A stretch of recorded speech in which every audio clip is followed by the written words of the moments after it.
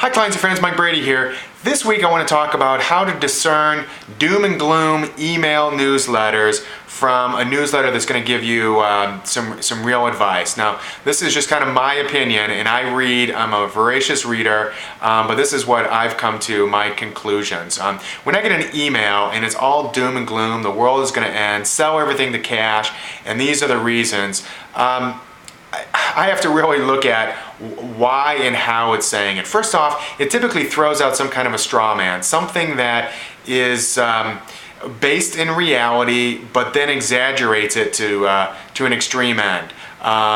It might say that Europe has got all these problems. It'll give all these reasons why Europe is absolutely horrible, and then the world is going to end. I mean, this is going to bring and then it exaggerates it. And so when I start seeing things underlined and bold-faced and just absolutely emotional versus technical, I at least start to run for the door.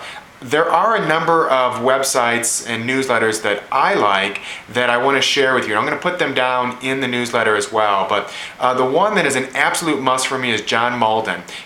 John Malden's Thoughts from the Front Line, I think it's called, and it comes out on Friday night or Saturday morning, depending on what his schedule is like at the time. But it is very thoughtful, right on.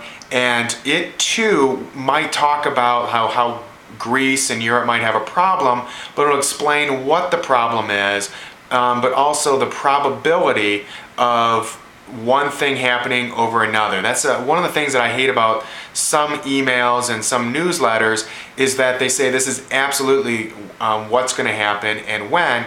And one thing that my 19 years in the business have taught me is that there are only probability of something happening.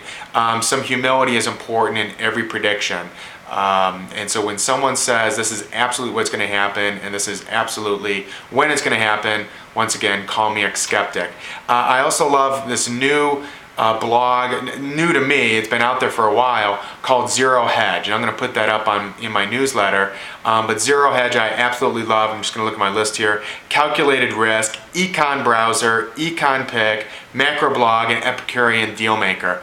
These are non-emotional, technical discussions written not necessarily just for the technician, but for you as well, assuming that you're a non-technician. But it also kind of steps you through why it's come to a certain conclusion. And even if I disagree with their final conclusion, which I do sometimes, particularly like the Big Picture, which is another blog, I appreciate the way that they came to the conclusion. So anyway, that's my thought on email newsletters and how to discern the good from the bad. My name is Mike Brady, Generosity Wealth Management. I am a registered rep with QA3 Financial, and 303-747-6455. We'll talk to you next week. Thanks. Bye-bye.